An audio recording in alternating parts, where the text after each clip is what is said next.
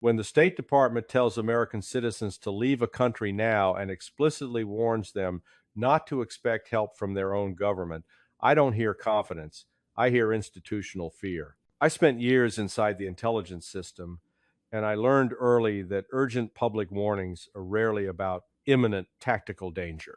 They are about strategic uncertainty that policymakers no longer know how to manage quietly. The Leave Iran Now directive wasn't intelligence driven clarity, it was narrative damage control. The public justification was unrest, protests, communications, blackouts, reports of hundreds killed.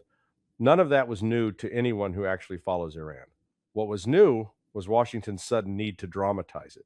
When intelligence is solid, governments act quietly. They evacuate selectively. They posture privately. They don't issue blunt, headline-ready commands unless they are trying to get ahead of a story they no longer control. Inside the system, protests like these are notoriously hard to assess. Casualty figures are fragmentary. Sources are politically motivated. Social media becomes an amplifier for claims that cannot be independently verified in real time. Any honest intelligence officer will tell you that early numbers coming out of closed societies are almost always wrong. But policymakers don't wait for confidence intervals. They wait for narratives that can be sold. What troubled me wasn't the warning itself. It was the framing around it. The administration publicly emphasized diplomacy while simultaneously advertising military options. That combination isn't deterrence. It's confusion. When intelligence assessments are coherent, messaging is disciplined. Here, the message was scattershot sanctions, escalation, tariff threats, regime change, rhetoric, and moral outrage, all bundled together. That tells me analysts were being asked not what is happening, but what story best justifies action. This is how intelligence becomes fiction, not through lies, but through selective amplification. You take worst-case assumptions, strip away uncertainty, and present them as settled fact. You turn unrest into imminent collapse. You turn warnings into proof of resolve. And in the process, you hollow out credibility. I watched this happen before in Iraq, in Libya, in Syria. Each time, urgent warnings masked analytic doubt. Each time, policymakers confused signaling with strategy. And each time, intelligence professionals who raised caution were sidelined because caution doesn't headline well. The hard lesson is this. When a government tells its citizens it cannot help them, what it is really admitting is that it no longer trusts its own narrative control. That is not a strength. That is the sound of a strategic story coming apart. I've watched intelligence lose its center of gravity over the years, and it never happens all at once. It happens when analysis stops being the starting point and becomes a justification tool. In theory, intelligence informs policy. In practice, especially in moments like Iran, policy demands a message first and asks intelligence to retrofit the evidence. That is how assessments turn into talking points. When protests erupt inside a closed system like Iran, the first honest answer from any analyst should be, we don't know yet. We don't know scale, durability, command and control, or regime cohesion. Communications, blackouts distort everything. Opposition sources exaggerate momentum, regime sources minimize it. Signals intelligence provides fragments, not pictures. Human sources go silent or feed you what they think you want to hear. This is the fog where real intelligence work should slow down. Instead, Washington speeds up. What I saw repeatedly in my career was a subtle but deadly shift. Analysts stopped asking what the data supported and started asking what the policy narrative required. If the administration wanted leverage, unrest became unprecedented. If sanctions needed justification, economic pain became existential. If deterrence messaging was the goal, every protest was framed as a potential regime-ending moment. None of this required fabrication. It required selection. The media then completed the loop. Cable news amplified anonymous briefings. Numbers were repeated without sourcing. Words like collapse, desperation, and panic entered the vocabulary long before evidence did. Once that happens, intelligence agencies are no longer informing the public, they are managing expectations. And once expectations are set, walking them back becomes politically impossible. The State Department warning fit neatly into this cycle. It wasn't just about citizen safety, it was a narrative anchor. It told audiences something big and dangerous was happening, whether or not analysts could prove it. It created urgency where uncertainty still ruled. And urgency is useful. It suppresses skepticism. It sidelines inconvenient questions about what comes next. Inside the bureaucracy, this behavior is rewarded. Analysts who align with the prevailing narrative are seen as relevant. Those who emphasize uncertainty are labeled as obstacles. Over time, this produces a self-reinforcing culture where caution is equated with weakness and worst-case framing is mistaken for rigor. Intelligence doesn't fail because people are stupid. It fails because incentives are misaligned. The strategic consequence is devastating. Adversaries learn to discount American statements. Allies stop trusting assessments that swing wildly from alarm to amnesia. And policymakers begin to believe their own messaging. That is the most dangerous point when narrative replaces analysis, not just publicly, but internally. The hard lesson here is simple and brutal. The moment intelligence becomes messaging, it stops being intelligence. It becomes theater. And theaters collapse the moment reality walks on stage. Every time unrest erupts in a closed society, Washington reaches for numbers before it understands meaning.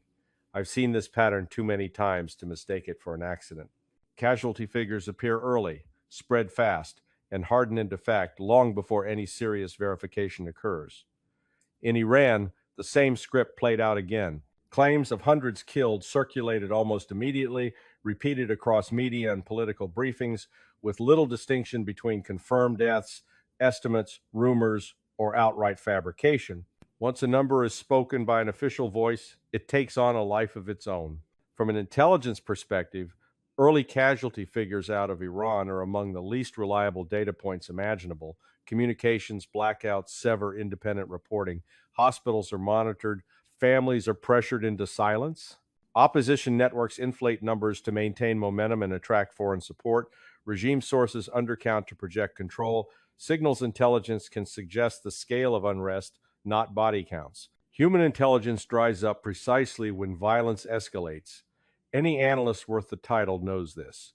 Yet the numbers still get pushed forward. Why? Because numbers create moral gravity. Dozens can be debated. Hundreds demand action.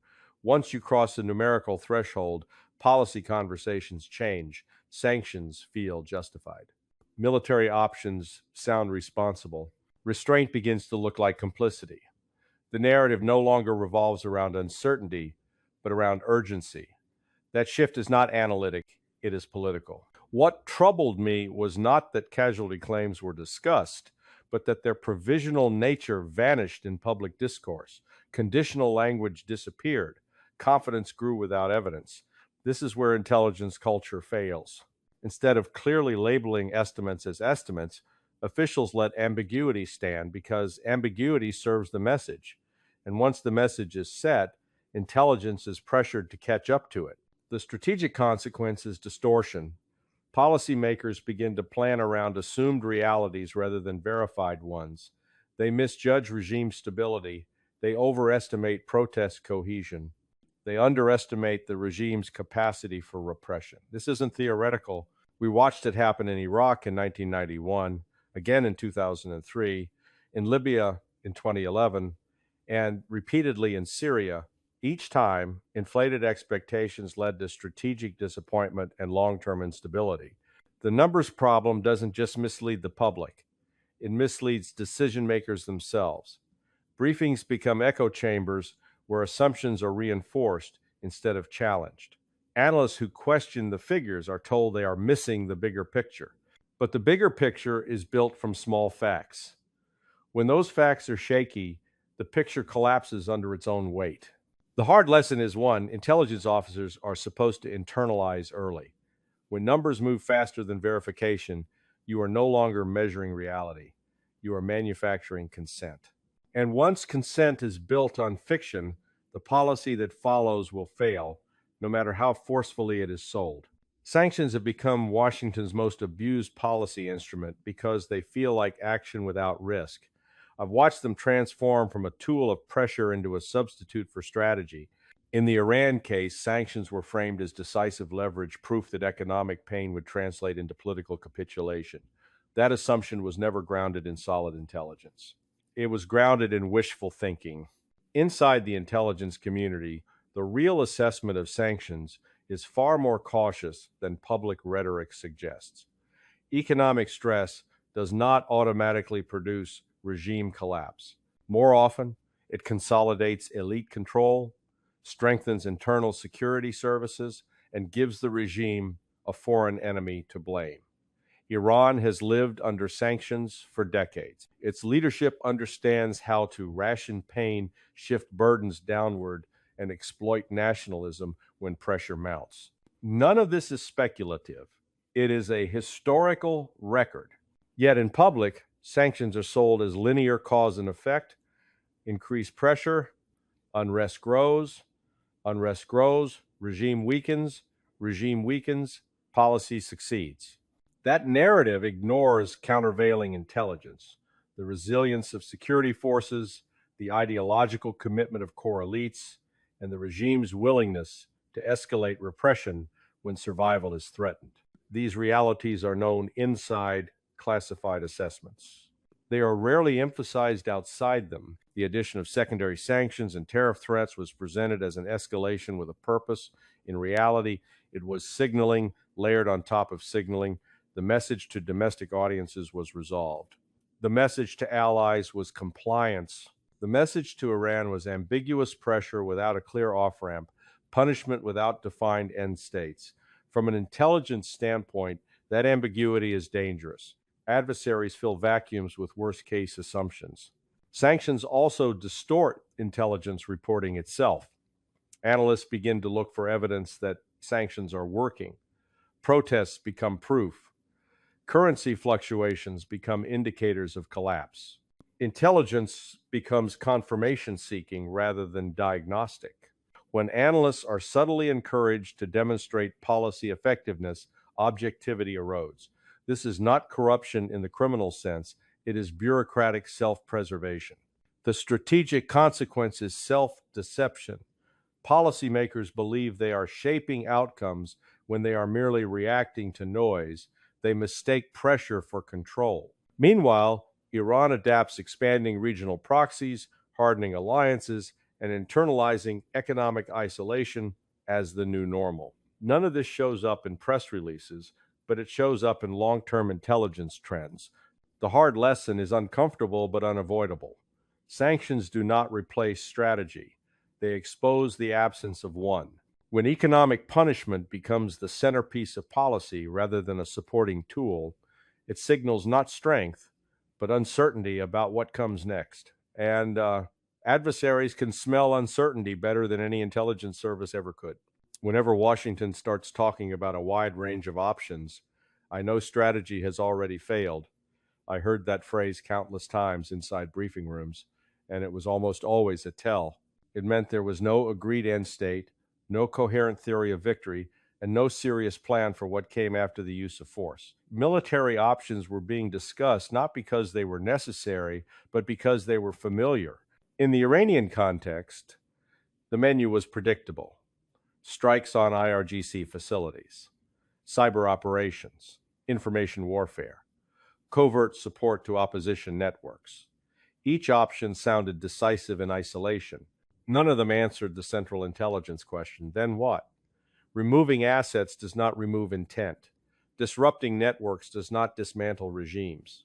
And symbolic strikes rarely produce strategic compliance when survival is at stake. From an intelligence standpoint, Iran's security apparatus is built precisely to absorb punishment. The IRGC is not a single target set. It is a distributed political, military, economic network embedded across society. Limited strikes would harden it, not weaken it.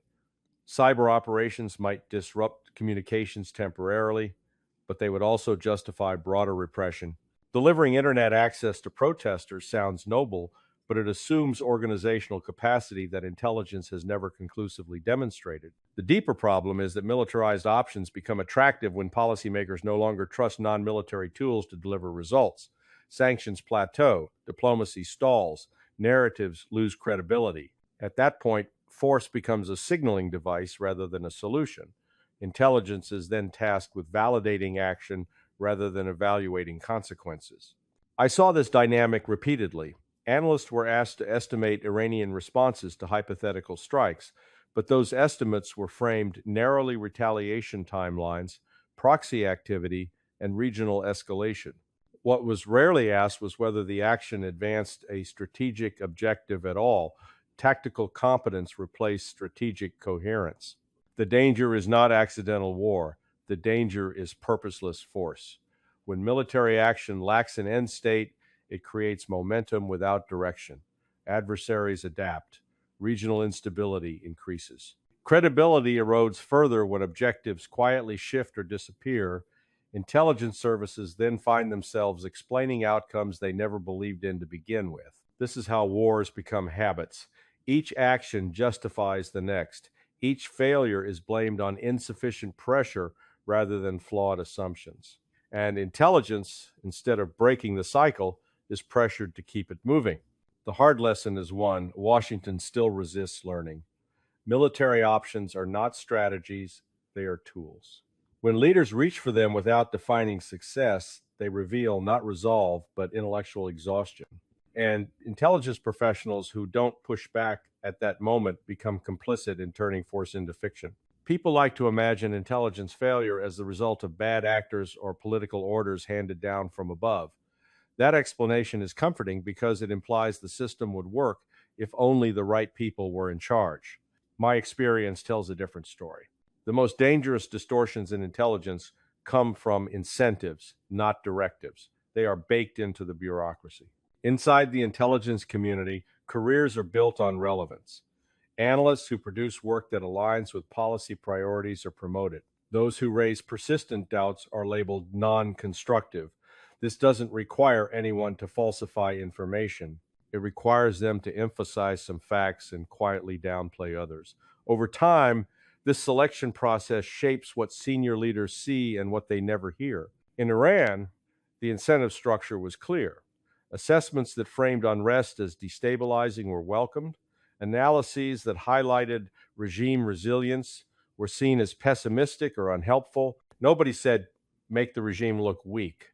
The system did that on its own. Analysts learn quickly which judgments get briefed upstairs and which die at the desk level. This bureaucratic pressure also distorts collection. Resources flow towards sources and methods that reinforce the prevailing narrative. Contradictory reporting is treated as an anomaly rather than a signal to reassess assumptions. Once a storyline takes hold, intelligence stops exploring alternatives and starts refining the script. What makes this particularly dangerous is that senior policymakers often believe they are receiving the unfiltered truth. They aren't. They are receiving truth that has been shaped by multiple layers of institutional self-censorship. By the time information reaches the top, uncertainty has been smoothed out, and dissenting analysis has been sanitized. The media environment worsens this dynamic. Leaks reward analysts who support dominant narratives. Public attention reinforces internal consensus. When intelligence officials see their assessments echoed on television, it creates the illusion of validation. In reality, it's a feedback loop. The strategic consequence is groupthink with credentials. Decisions are made with confidence, unsupported by evidence. Failures are explained away as execution errors rather than analytic flaws.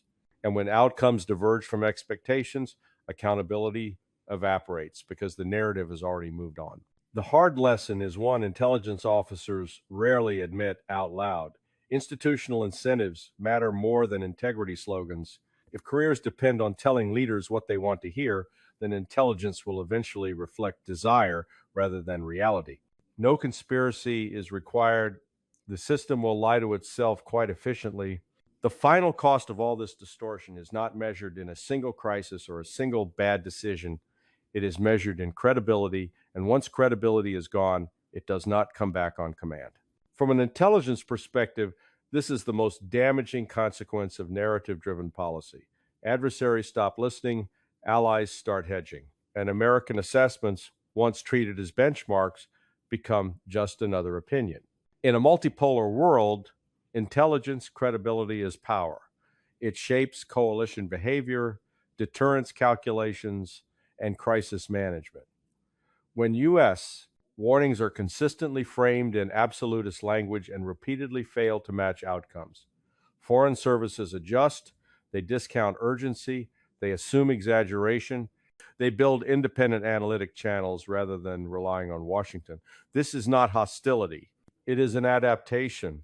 Iran learned this long ago, so did Russia, China, and even close European partners. When American officials speak of imminent collapse, decisive leverage, or overwhelming options, experienced adversaries translate that language into what it usually means: internal disagreement, analytic uncertainty, and political pressure for action. The words lose deterrent value because they no longer convey precision. This erosion doesn't stay external, it corrodes internal decision making as well. Policymakers accustomed to narrative-driven intelligence begin to distrust their own agencies when predictions fail. They compensate by demanding certainty where none exists. Analysts respond by overstating confidence. The cycle tightens. Reality is squeezed out.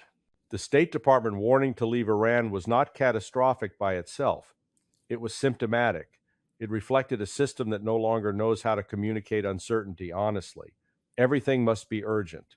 Everything must be framed as decisive. There is no room left for ambiguity, even though ambiguity is the natural state of intelligence. The long-term strategic consequence is that American power becomes noisy but less effective. Threats are issued more frequently and taken less seriously. Assessments are broader and less trusted. Intelligence becomes reactive rather than anticipatory. In that environment, miscalculation becomes more likely, not less. The hard lesson at the end of this documentary is not ideological, it is professional. Intelligence does not exist to win arguments or justify policy. It exists to describe reality as it is, especially when that reality is inconvenient. When intelligence becomes fiction, policy follows it into failure, and when that happens repeatedly, the damage is not just to a single administration, it is to the country's ability to navigate a world that no longer grants it the benefit of the doubt.